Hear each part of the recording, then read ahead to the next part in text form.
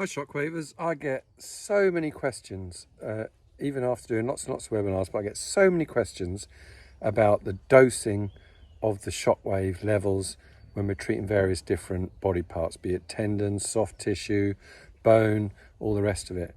And the secret to this, thanks to my dog Jeff for interrupting us, the secret to this is that you speak to your patient. Your patient is the person who ultimately is determining the dose. So you want to get them to a 5 out of 10 on the pain scale.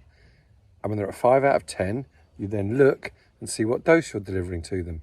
And then you keep in constant contact with them so that they're consistently at 5 out of 10. So you're going to hopefully step up as the hyperstimulation anesthesia, which is what gets the pain level to drop in the immediate level, starts to kick in and you start to be able to give a higher dose.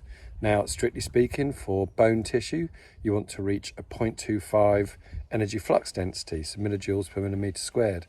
And that would be in relation to probably 5 bar pressure with a deep impact head. So for most bone pathologies, you're going to struggle to use the radial device that works in bar pressure, and you're going to have to go for the focus device, which works in millijoules per square millimeter.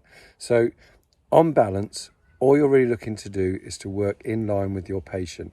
Make sure that you're talking to them all the time and either change the applicator or change the pressure to accommodate that 5 out of 10 on the pain scale.